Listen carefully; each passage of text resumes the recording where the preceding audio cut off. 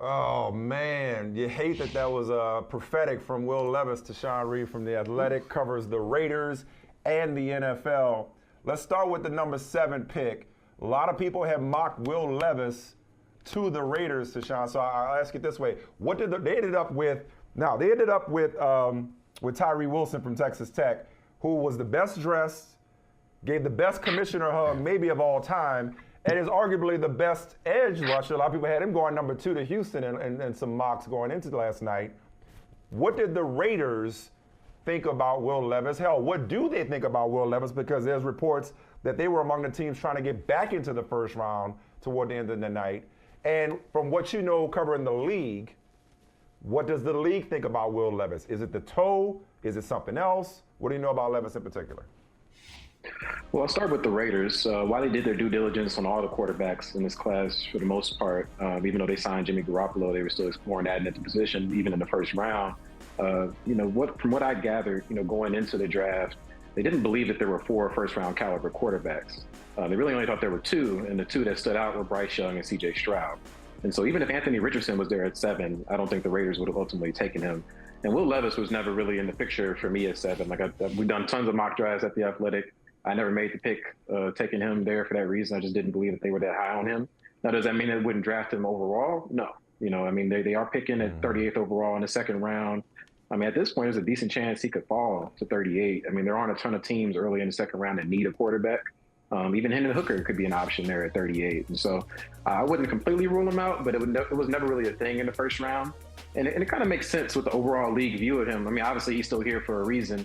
But at the combine, you heard a lot of buzz about Stroud, Young, Richardson, but it didn't seem like anybody really loved Will Levis. They didn't think he was bad necessarily. They like his physical tools. They liked that he played in NFL caliber offenses with some Shanahan influence at Kentucky. They respected that he played through injury last year and didn't have the best supporting cast. But when you take a guy in the first round, you're pretty much tying yourself to him as your guy, and he better pan out. And I don't think anybody loved him enough. And as we see, he's still on the board in the second round. And so that's proven to be true. So, and that brings me to I want to make another point. I was pissed last night watching. And Will Levis, he's going to be fine in life one way or the other. He doesn't need anybody to feel sorry for him. He doesn't need anybody to come into his rescue. But we've seen over the years, whether it's Geno Smith, whether it's Brady Quinn, whether it's Aaron Rodgers, we've seen a lot of guys be that guy that Will Levis didn't want to be, which is, the camera's on you in the green room as you're waiting, the agonizing wait where you're playing with your phone and your family's consoling you, this, that, and the other. What pissed me off last night, and I would love to see, you talking about receipts, Michael Holley, an explanation of who came up with Will Levis had a point percentage chance of being available at the 20th pick. How the hell do you know? Because clearly, despite all the mocks, the league, Tashan, as you just laid out, didn't feel the same way about Will Levis. And there were enough question marks throughout the process where last night shouldn't be that much of a shock. The only reason there was X% chance, again, how do you calculate such a thing? An X% chance that Will Levis was going to go earlier was because the machine hyped us up into believing that he was somehow entitled or a lot to go earlier. And that's unfair to him. That's why that pissed me off. It's one thing to watch the theater play out where it's like, okay, he's waiting. Yeah, because he's a quarterback. That comes with the territory. But to then add insult to injury by saying there was this % chance that he'd be here, that puts the onus on the kid as if something's wrong with the kid for lasting that long, as opposed to Michael, the league just didn't view him that way, as Tashan just laid out. Yeah, that's a good point. And you know what? For both of you, in science, in math, you got to have all the information before you can start to draw some conclusions. So you can't come up with the percentages unless you have counted everybody and figured out what they're likely to do. You're just guessing. That's a fake number. It really is. You just kind of making it up. Totally fake. Based on what? Mock drafts? I don't know. But here's the real question I want y'all. 2 very handsome, well-dressed men. I want you to explain this to me because I'm wondering about this. Will Levis planned out his suit for last night. This is my draft day suit. Now he's sitting there, nowhere to go. Yeah. What do you do today? Do you not show up? Do you wear the same suit? Do you accessorize? Can you wear the same? It's a blue suit. That's like the NBA back in the day. Like you packing one suit or two. Or and listen, as a protest, you come back, you wear the same thing. I'm gonna run it back. I don't care what they say. I think it's what do you something do? he's actually. Hey, I don't think he's Tashan, going. what do you do? I don't think he's going to the green room. I heard. I think he's just gonna stay in his hotel room. So at that point, I'm pulling up. I'm in a sweatsuit now. Like y'all don't take me. Y'all gonna invite me to this room, put me on national TV. I got my family. I got my girl sitting next to me. You know, I'm dressed to the nines. I don't even get picked. Y'all got enough content out of me. Y'all got enough content out of me for one draft. Yeah. You know how much I pay for Nike this? Tech fleece. Yeah. At this point, I'm in a sweatsuit. Exactly. I'm kicked back on the couch. I'm like this. Like I'm. Nah, you're not getting me to dress up again. I'm good. No, but real question. We were talking about it earlier, Tashan, Michael and I, talking about some of the picks that we liked. How about you? You looked at this draft. Now you have some time to sit back and reflect on round one. What stood out to you, or what were you excited about? I think you got to give it up to the Texans. You know, I think we came down on them pretty hard once we found out that there were some rumors about them maybe going defense at number 2, passing on a quarterback, which to me, that coupled with them winning in week 18 last year and putting them in a position anyway to where they wouldn't have the number 1 overall pick, that would have been hard to recover from. I don't think Nick Caserio would have a job next year if that's how things played out. And in turn, he comes out with a guy that, in C.J. Stroud, not too long ago, he was getting mocked as the number 1 overall pick. He was the favorite. And he very good chance that he could be the best quarterback in this draft class. And then you trade up to number 3 and get a player who many consider to be the best player, period, in the draft class, Will Anderson.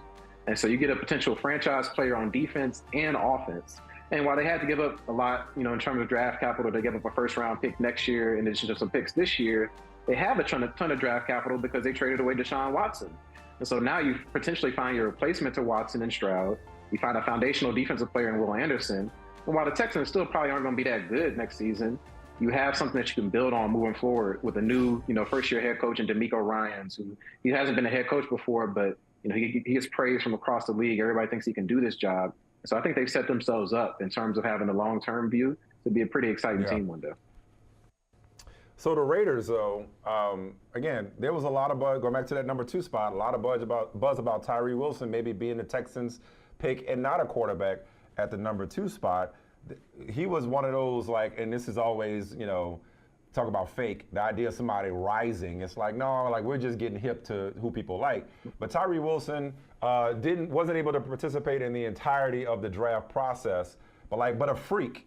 You know, and again, best dressed, best hug, so he's got that going for him. What was the Raiders, because there was also talk about the Raiders maybe going offensive tackle, like a lot of connections to Skoronski out of Northwestern for them. What was the Raiders thinking in Tyree Wilson? What do they love about him, and what do you know about him in terms of your reporting about him as a prospect? Yeah, and I reported yesterday that he was their top-rated edge rusher in the entire class. That's even over Will Anderson. Although that it gets a little easier to say after Will Anderson's already off the board, but I believe they truly thought that. You know, and he fits their scheme. You know, Patrick Graham, their defensive coordinator, he runs that multiple scheme up front. He switches between a 3-4 and a 4-3. And Tyree Wilson is a guy that in college he played interior defensive line. He played traditional defensive end. He lined up as an outside linebacker, and he's a guy that even though they have Chandler Jones and Max Crosby, they can get all 3 of them on the field together and you know try to rush the opposing quarterbacks. Obviously, in the division that they're in with Patrick Mahomes, Justin Herbert, even Russell Wilson. I know everybody's burying him, but he's still a good quarterback in my mind. You know, you need guys that can get after the quarterback and create havoc, and they believe that he had the best chance of doing so. They did like other players there. You mentioned the offensive lineman, but also defensive tackle Jalen Carter was still there. I think he, you know, was also somebody that enticed them.